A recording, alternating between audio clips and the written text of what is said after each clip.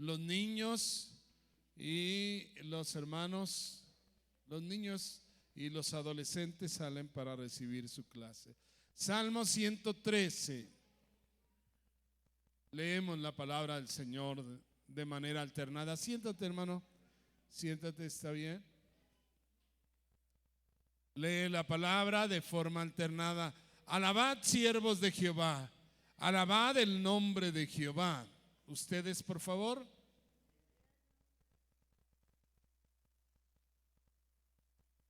Desde el nacimiento del sol hasta donde se pone, sea alabado el nombre de Jehová.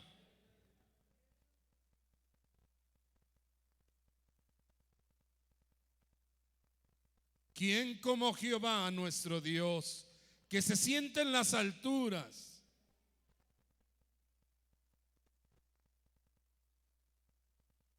Él levanta del polvo al pobre y al menesteroso lo alza de su miseria del muladar.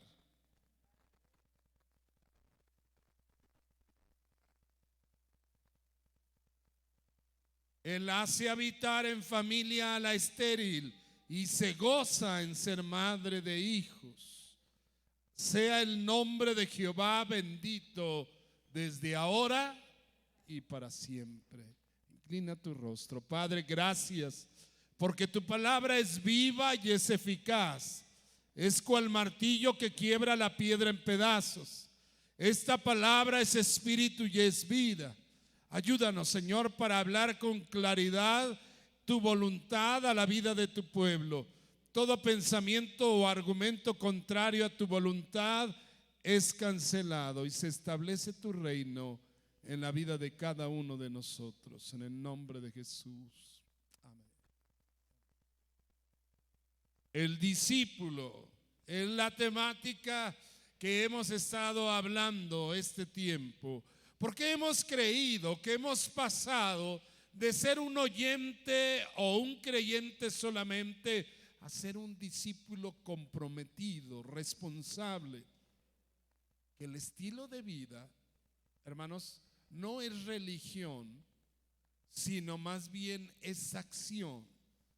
Es una manera de vivir continua. Y hoy la palabra nos está hablando a nosotros, a los hijos de Dios, ¿qué es lo que debemos de hacer? Dios nos creó, nos perdonó, nos redimió, nos santificó y nos ha preparado. ¿Cuál es el plan de Dios con nosotros de manera específicos como discípulos? Si nos llama siervos de Jehová. Siervos de Jehová no es solo los pastores o ministros. Siervos de Dios son aquellos que han dispuesto a Él servir. Él es nuestro Dios, yo soy su siervo. Creemos entonces que nosotros fuimos perdonados, justificados y santificados por Dios. ¿Y creemos, hermanos? Estamos dispuestos para servir. ¿Cuántos están dispuestos para servir a Dios? Siervos de Dios. Hoy nos habla que debemos de ser adoradores porque fuimos creados para la alabanza de su gloria. Dios diseñó en nosotros un espíritu, puso en nosotros un espíritu para que nosotros le adoremos a Él. Y Él demanda de nosotros que le adoremos en espíritu y en verdad. Pero cuando hablamos de la alabanza, de la adoración, a veces pensamos, pastor, los cantos, dice usted, el culto, la reunión del domingo. No estoy hablando solo de un momento de servicio, solo de un momento de adoración como congregación. Estoy hablando de cada uno de nosotros. Piense por unos momentos, yo vengo y canto a Dios y adoro a Dios el domingo, o soy un adorador de todos los días de la semana. Soy un adorador de las 24 horas del día, todo el día. ¿Cuándo dice la palabra que debemos de adorar el nombre del Señor, de bendecir su nombre? Ahí lo refiere. Sea el nombre de Jehová bendito desde ahora y para siempre. Pero también dice, desde el nacimiento del sol hasta donde se pone. Sea alabado el nombre del Señor. ¿Y dónde nace el sol? Yo he preguntado. Pudiéramos decir en el oriente y se pone en el occidente. Bueno, hablando de un sitio geográfico, ¿a qué horas aparece el sol y a qué horas se esconde el sol? Es un sentido figurado de hablar de la distancia y del tiempo. Está hablando de adorar a Dios todos los días, los 24 horas del día. Y adorar a Dios no solo es con nuestros labios. La adoración es un estilo de vida, una forma de ser. La palabra nos dice, así alumbre vuestra luz delante de los hombres, para que ellos vean vuestras buenas obras y glorifiquen a vuestro Padre que está en los cielos. Así que nuestra vida, nuestras acciones, nuestra conducta también adora a Dios. Toda mi manera de ser, soy hijo de Dios, fui creado para la alabanza de su gloria, para darle honor a Él. Cuando Jesús habló a sus discípulos, les dijo, me decís Señor, Señor, Señor, y decís bien porque lo soy. Pero si yo soy vuestro Señor, ¿dónde está mi honra? Si yo soy vuestro Señor, ¿dónde está la obediencia? Si reconocemos a Jesús como nuestro Señor, como nuestro Salvador, nuestro Curios, el dueño, entonces hemos de obedecer a lo que Él nos ha mandado. Cuando honramos a Dios es cuando obedecemos. Dígalo conmigo. Cuando honro a Dios es cuando lo obedezco. Siempre nos acordamos del día de papá o el día de mamá, el 10 de mayo, y decimos, pues vamos a honrar a mamá. Y a veces le compramos un regalo. Y mamá dice, no, hijo, no quiero tanto ese regalo. Obedece durante el año. Más que una fiesta un día, más que un regalo especial un día, obedece. Algunas mamás, algunos padres también así dicen. Eso es lo que más me llena de gozo. Eso es lo que más me alegra, tu obediencia. Así lo dice nuestro papá o mamá. Pero cuánto más nuestro Dios, que nosotros le decimos Señor, Señor, entonces debemos de hacer lo que Él nos manda. Si honramos a Dios, debemos de hacer conforme a su voluntad. Si me dice Señor, es porque haces la voluntad de mi Padre y haces mi voluntad. Mire, ahí en 1 Corintios capítulo 10, versículo 31 nos refiere que todo lo que nosotros hagamos, lo que digamos, todas nuestras acciones, nuestro entrar, nuestro salir, nuestro viajar, nuestro trabajar, nuestros negocios, nuestro oficio, lo que tú hagas, lo que tú te dediques, lo hagas para la gloria de Dios. ¿Estamos ahí? 1 Corintios 10. Voy a leer el versículo 23 y luego voy a ir al versículo 21. Todo me es lícito. Yo en la vida tengo libertad. Todo me es lícito, pero no todo me conviene. Todo me es lícito, pero no todo edifica. Entiendo que a veces lo que hago no edifica. Entonces, si yo entiendo eso, voy a quitar de mi vida aquello que no me edifica, aquello que no me fortalece, aquello que no es lícito. Todo me es lícito, pero no todo me conviene. Todo me es lícito, pero no todo me edifica. Versículo 31. Leemos ahí, hermanos. Si pues coméis o bebéis o hacéis otra cosa, hacerlo todo para la gloria de Dios. dígalo usted, si coméis o bebéis o hacéis otra cosa, hacerlo para la gloria de Dios. Pastor, aún lo que yo como puede glorificar a Dios. ¿Sí me escuchan, hermanos? No solo me oyen, sino que si me escuchan. ¿Lo que yo como puede glorificar a Dios? Oh, a mí me gusta comer. Perdón, sí se nota, pastor. Pero me gusta la comida.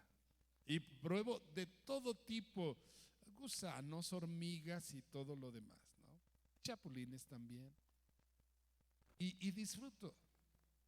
Pero piense usted, si coméis o bebéis, está hablando de una forma de vida diaria. Está hablando de lo que yo hago comúnmente. Está hablando de cómo me nutro, de cómo me alimento. Está hablando de mi diario vivir. Si comes o bebes o haces cualquier otra cosa, hazlo para la gloria de Dios. Algunas personas piensan, es que ahí con los cristianos te prohíben esto, te prohíben aquello y te dicen que... No es que haya alguien que te prohíba en el templo, en la iglesia, sino que cuando decides que Jesús es el Señor y lo quieres honrar en toda tu manera de vivir, al hablar tu palabra edifica, bendice, ayuda, levanta, fortalece a otro. Al convivir con tu esposa, con tus hijos, con tu madre, con tus hermanos, con tus primos, tu manera de vivir bendice, edifica, ayuda, glorifica a Dios. Donde tú estás y lo que tú haces le da honra a Dios, porque cada uno de los que estamos aquí, cada hijo de Dios vive para honrar a Dios. ¿Me escuchan? Jesús habló con la samaritana y la samaritana quiso tratar con Jesús un tema religioso que era polémico entre los samaritanos y los judíos. Y le dijo la samaritana a Jesús: ustedes dicen los judíos que en el templo es donde se debe de adorar, en el templo de Jerusalén, y nosotros los samaritanos decimos que en este monte es en el que se debe de adorar. Maestro, dime, ¿qué es lo correcto? ¿Dónde adorar? Jesús le dijo: mujer, créeme que la hora viene y ahora es en que los adoradores adorarán al Padre en espíritu y en verdad. Tales adoradores busca a Dios que le adoren. No está hablando solo de un sitio, de un día a la semana, de 2 horas a la semana. No está hablando solo del culto. No está hablando de una liturgia, de un estilo de alabanza. Está hablando de ser adoradores todo el tiempo, porque fuimos creados para la gloria de su nombre. Lo que hagas, lo que digas, lo que comas, lo que bebas, la manera como tú seas, ¿qué dice la Biblia? Que glorifique a Dios. La gente te mira, los demás te observan. Somos gente de influencia. Un discípulo es aquel que logra una influencia en los demás como Cristo lo hacía. Lo que él hablaba, lo que él decía, donde iba, el trabajo que realizaba, lo que dejaba de hacer, todo era una enseñanza, todo era una influencia para los demás. Llamó a sus discípulos para que estuvieran con él y vieran: ven y ve el estilo de vida que yo tengo, ven y conoce la manera como estoy viviendo, ven y date cuenta. No se trata solo de hablarte, no se trata solo de tomar un libro y darte un curso, no se trata de darte alguna información que te ayude. Se trata de un cambio de vida radical, de tal manera que lo que hagamos, digamos y comamos, lo hagamos para la gloria de Dios. Hermanos, Dios demanda eso de nosotros. ¿Lo podemos hacer? Dios tiene adoradores, porque esta fue la respuesta de Jesús. La hora viene y ahora es en que los adoradores adorarán al Padre en espíritu y en verdad. Y mire lo que dice, que es tan trascendente. Porque tales adoradores Dios busca que le adoren. ¿Cree que es necesario que Dios busque adoradores? Es porque si busca, es que quiere identificar de todos aquellos que decimos adorar, si realmente lo hacemos. ¿Soy un adorador de 7 días a la semana? ¿Soy un adorador de todo el tiempo? ¿O soy un adorador solo del culto? ¿Soy un adorador cúltico? Un discípulo reconoce quién es su Señor y para quién vive. Esa es la palabra que hoy debe ser guardada en nuestro corazón. Hermanos, está la esencia de la vida cristiana y del discipulado muy claro. Amarás al Señor tu Dios con todo tu corazón, con toda tu alma, tu mente y tus fuerzas. Otra vez, amarás al Señor tu Dios con todo tu corazón, con toda tu alma, con toda tu y con todas. Qué glorioso. Cuando le amamos, entonces, aunque yo me dedico a mi negocio, en medio de mi negocio yo adoro a Dios. Estamos diciendo, aunque yo tengo mi empleo, soy albañil, soy carpintero, soy pintor, o tengo mi oficio, pero en mi trabajo, mi oficio, mi negocio, lo que yo realizo durante el día, soy comerciante, lo que yo hago es para glorificar a Dios. Ese es un estilo de vida de un discipulado que conoce a Dios, que sabe su demanda, hermanos, y que lo ama a Él con todo su corazón, con toda su alma, su mente y sus fuerzas. Y eso, claro que sí nos emociona. A mí me conmueve. La palabra nos dice: bendeciré a Jehová en todo tiempo. El Salmo 34, quiero que vayan a él, lo sabemos, queremos recordarlo. Cual sea la condición en la que nosotros vivamos, la circunstancia que nosotros estemos pasando, en medio de la enfermedad, de la pandemia, de la escasez, bendeciré a Jehová. Está ahí el Salmo 34, hermanos. Dice la palabra: bendeciré a Jehová en todo tiempo. Su alabanza estará de continuo en mi boca. En Jehová se gloriará mi alma. Fíjese bien, hermanos. Bendeciré a Jehová. ¿En qué ocasión? Póngale ahí, los domingos, 2 horas. No, bendeciré a Jehová en todo tiempo. Su alabanza estará con los cantos que me agradan. Aquello que a mí me gusta hacer, no. Su alabanza estará de continuo en mi boca. En Jehová se gloriará mi alma. Lo oirán los mansos y se alegrarán. Y ahora invita a los demás: engrandeced a Jehová conmigo y exaltemos a su nombre. Porque busqué a Jehová y él me oyó y me libró de todos mis temores. Dígalo conmigo, 4. Busqué a Jehová y él me oyó y me libró. Los que miraron a él fueron alumbrados. Su rostro no fue avergonzado. Este pobre clamó y le oyó Jehová y le libró ¿de qué? De todas sus angustias. Cercano está Jehová a todos los que le invocan. A los que le invocan.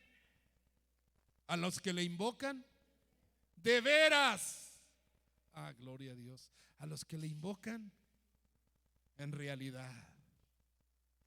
Hermano, entonces estoy hablando de un discípulo de 7 por 24, de un discípulo comprometido, apasionado, que ama al Señor y que le adora en su estilo de vida. Pero mira, hemos hablado de dos elementos fundamentales para poder ser discípulos fieles. El Señor así lo dice. Cuando Dios dice: amarás al Señor tu Dios con todo tu corazón, con toda tu alma y con todas tus fuerzas, nosotros decimos: amén. Sí, claro que sí. Y luego cuando el Señor Jesús dice: y a tu prójimo como a ti mismo, y entonces decimos: bueno, ¿cómo? No, amar a Dios, sí, pastor, todos los días de la semana, cantarle a Él y todo lo que yo haga para su nombre, claro que sí. Y amar a tu prójimo como a ti mismo, bueno, pastor, habría que pensar.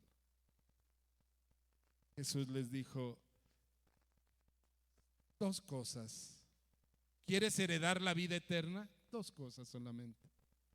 Porque un hombre le preguntó: maestro, ¿qué es necesario hacer para heredar la vida eterna? Dímelo en breve. ¿Qué necesito yo hacer para tener la vida eterna? Y fue cuando le contestó Jesús: amarás al Señor tu Dios con todo tu corazón, tu alma y tus fuerzas, y a tu prójimo como a ti mismo. Y aquel fariseo, queriéndose justificar y tratando de provocar en Jesús, pues también como incertidumbre, intranquilidad, confusión, le dijo: a ver, maestro, pero ¿quién es mi prójimo? ¿Quién es mi prójimo? Y Jesús no le dio una respuesta así muy sencilla, porque podía decirle: tu prójimo es el que está a tu lado, tu prójimo es el más próximo, tu prójimo es el que tú conoces. Pero Jesús no hizo eso. Jesús le tuvo paciencia y le contó una historia breve. Parábolas son historias breves para dejar una enseñanza espiritual y moral. Así que Jesús le dijo: fíjate que había un hombre que iba de Jericó a Jerusalén, y este hombre fue golpeado, fue robado y fue dejado ahí medio muerto. Estaba todo herido. Le robaron, lo golpearon, lo hirieron. Y pasó por ahí, por ese camino, un sacerdote. Un sacerdote judío era el encargado de encender el incienso, de presentarlo delante de Dios. Era el encargado de recibir las ofrendas de sacrificio, los animales que derramaban la sangre para cubrir el pecado de ellos. El sacerdote se dedicaba a la obra del templo. Así que pasó el sacerdote ese día por ahí, por ese camino. Iba con su saquito y su corbata, ya listo para ir a oficiar. Y sí miró al que estaba herido, lo miró y pasó de largo. No le importó. A lo mejor dijo: yo estoy ocupado, ese se lo merece. Yo tengo que hacer mi trabajo de mi templo. Yo tengo que cumplir con mi religión.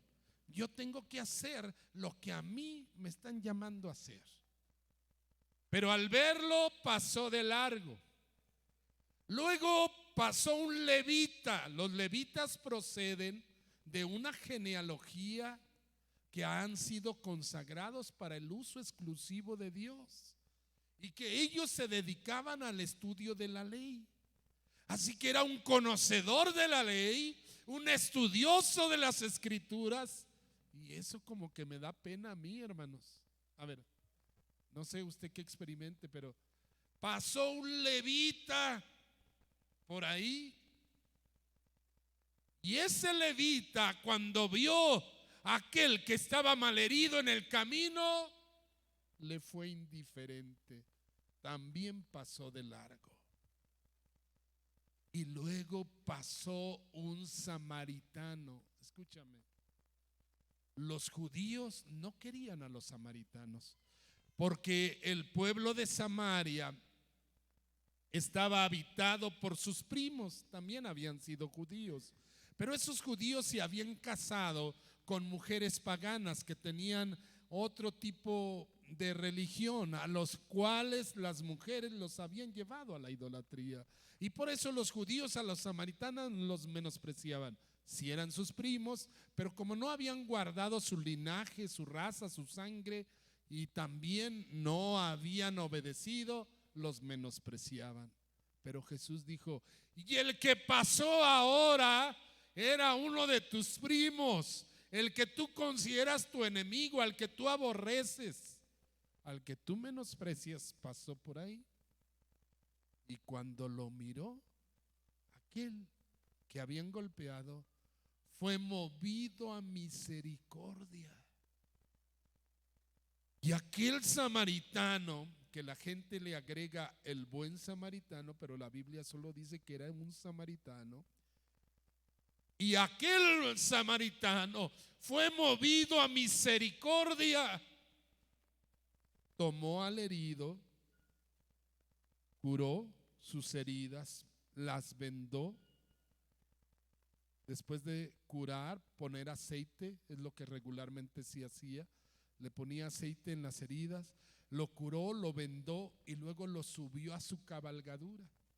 Sin duda era un hombre comerciante, era un hombre de negocios. Lo llevó en su cabalgadura y entró al pueblo, entró a un mesón y habló con el mesonero. Sacó 2 denarios y le dijo: aquí está, te estoy pagando para que lo atiendas bien. Y si algo te sale debiendo, cuando regrese yo te lo voy a pagar. Lo que él te haya provocado de gastos, yo te lo pago. Y después de contestar, y después de contar la historia, Jesús le pregunta a aquel hombre: dime, ¿cuál de ellos fue su prójimo? ¿El que tiene la religión y no cumple?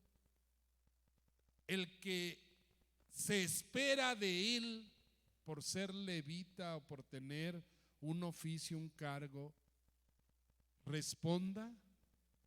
¿O aquel que se considera como el enemigo, la persona no agradable a él, viene y le hace el bien? ¿Quién de ellos fue su prójimo?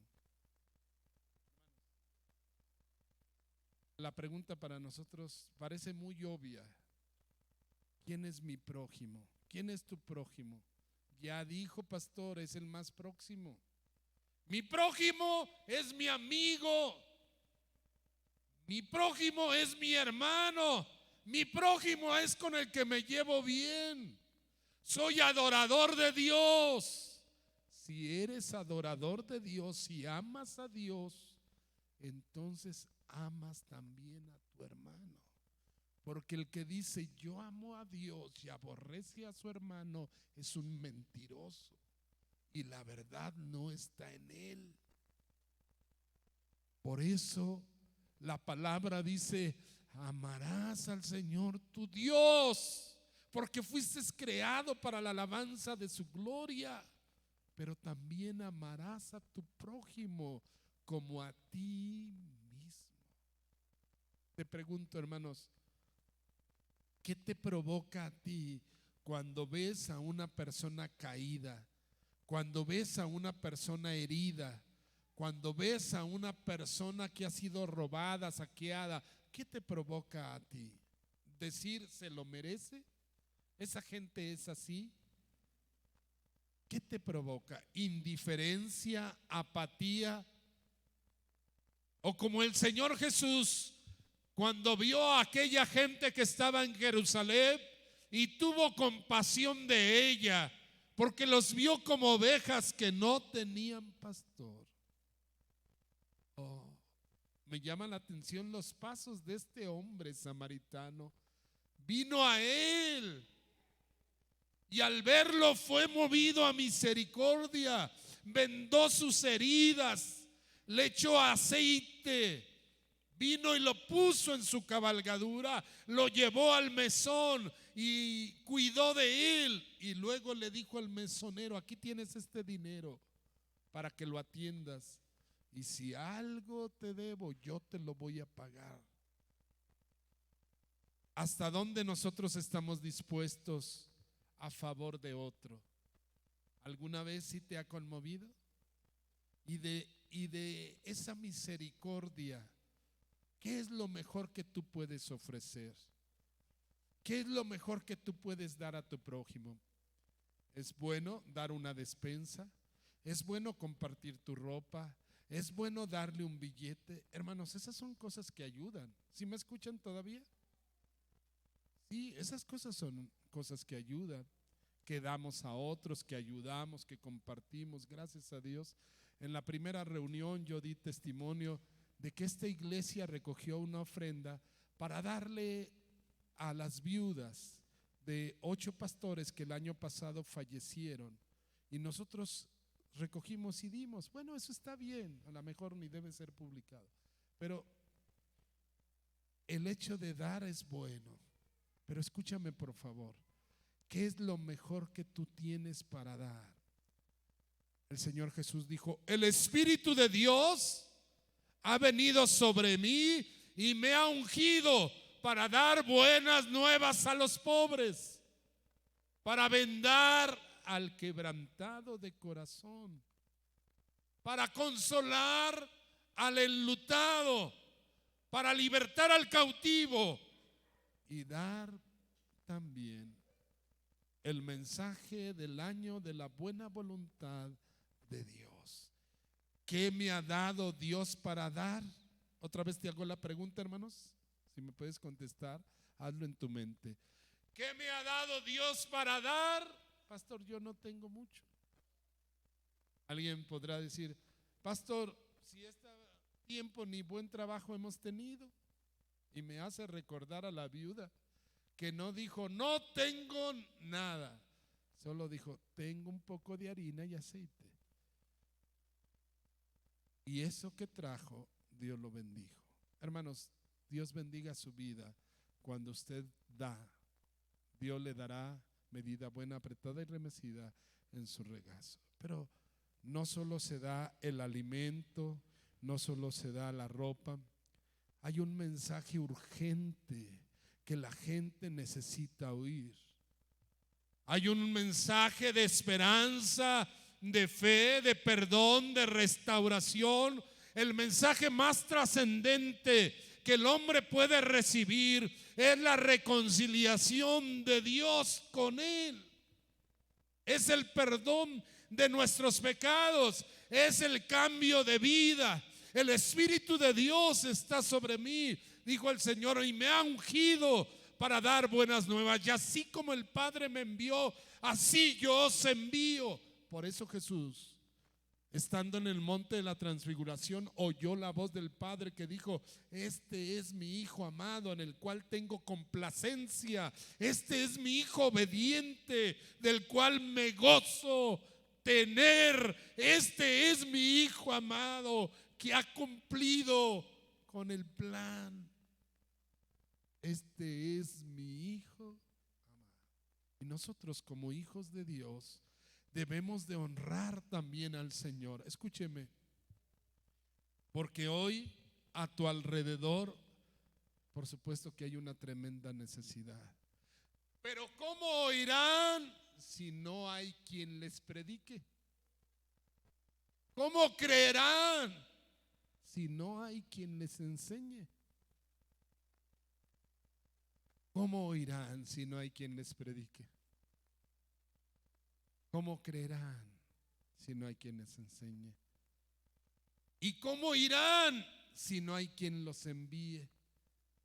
Cuán hermosos son los pies de los que anuncian el evangelio, de los que anuncian buenas de gran gozo. El discípulo es una persona comprometida con Dios y con su prójimo, pero que tiene un mensaje transformador que dar. Comunicar el evangelio a tiempo y fuera de tiempo. No me avergüenzo del evangelio, porque es poder de Dios. ¿Cuántos lo creemos? Dígalo conmigo: no me avergüenzo del evangelio, porque es poder de Dios. Otra vez: no me avergüenzo del evangelio, para que hablen la palabra a tiempo y fuera de tiempo. ¿Creen ustedes que este es el tiempo para hablar del plan de Dios para la vida del hombre que se ha transformado, renovado en una nueva criatura? ¿Cree usted que este es el tiempo? Amén. Gracias, gracias, porque usted está dispuesto y no desprecia ni menosprecia a nadie.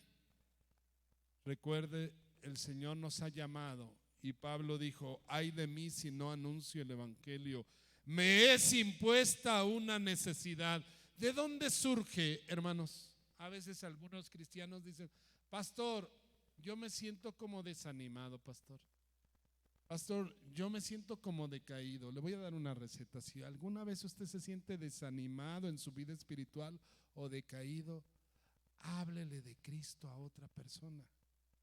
Y cuando usted empieza a hablar de Dios y la obra de Cristo en nosotros, sabe que su vida se va a fortalecer, su espíritu se va a animar, va a cobrar vida.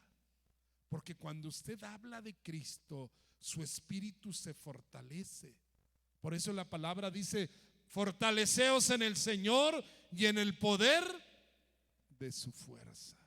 Fortaleceos en el Señor y en el poder de su fuerza. Hoy nos toca compartir, hablar a los demás de este mensaje, acercarnos, hermanos. Puedes sanar al herido, puedes consolar al enlutado. Pero a veces yo tengo mucho trabajo, tengo muchas actividades. Y el Señor Jesús nos dirá en aquel día: tuve hambre y no me diste de comer. Fui forastero y no me recibiste en tu casa. Estuve enfermo y no me visitaste. Estuve en la cárcel y no viniste a mí. Y entonces dirán: Señor, pero ¿cuándo te vimos con hambriento, sediento, forastero, enfermo o en la cárcel? ¿Cuándo? Si te hubiéramos visto que estuvieras pues con hambre, te llevábamos de comer. Si tuvieras sed, te llevábamos de beber. Si estuvieras enfermo, te hubiéramos visitado. Y Jesús dijo: cuanto no lo hiciste a uno de mis pequeños, a mí no lo hiciste. Pero cualquiera que diera un vaso de agua fría a uno de estos mis pequeños, recibirá recompensa. Yo pregunto: ¿oyentes o discípulos? ¿Creyentes o discípulos? ¿Oidores o hacedores? ¿Adoradores en el culto o adoradores de 7 días a la semana y de 24 horas al día? Amando a Dios y amando a tu prójimo. Si todo lo que se ha dicho se te olvida, pero no olvidas que hay que amar a Dios y adorando, ayudando también a tu hermano, has cumplido la ley y los profetas y tienes la vida eterna. Porque en esto consiste, hermanos, que nosotros sirvamos al Señor. Quiero invitarte a leer de pie, hermanos, para concluir, Colosenses capítulo 1, Colosenses 1.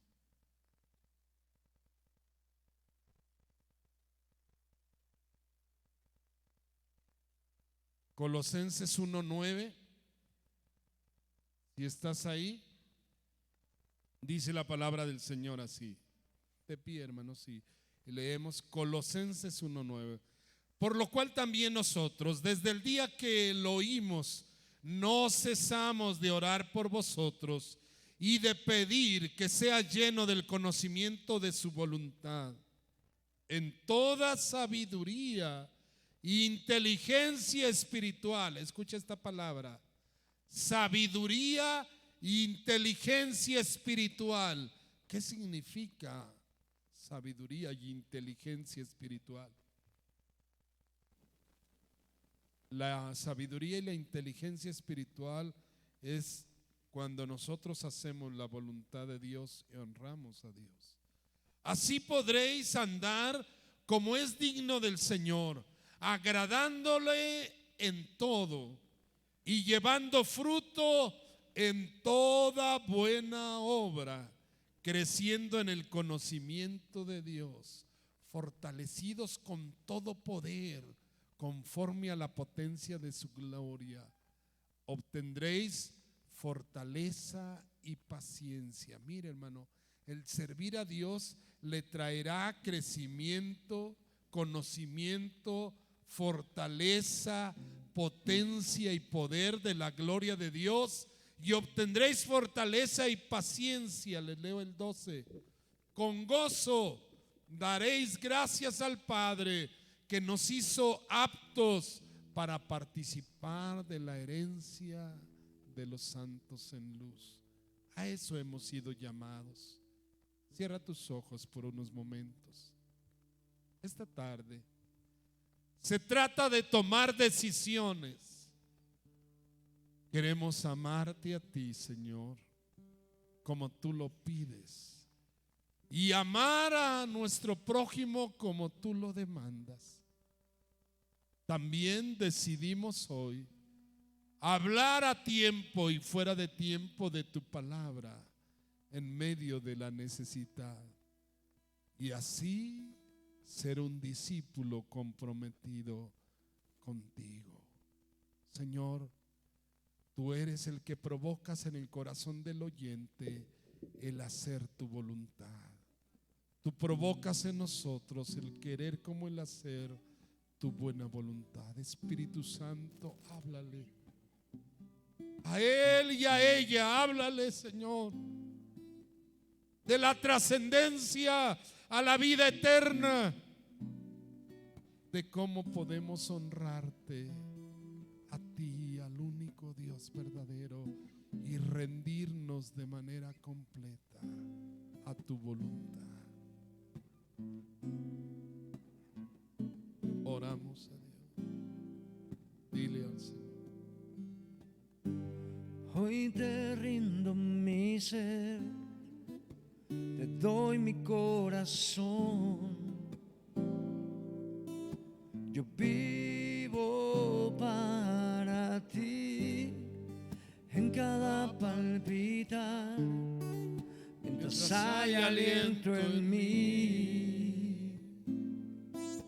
Dios, haz tu obra en mí. Hoy te rindo mi ser, te doy mi corazón. Yo vivo para ti. Gracias. En cada palpitar, Gracias. mientras hay aliento en mí. Dios, haz tu obra en mí. Puedes decirlo hoy. Este es mi deseo,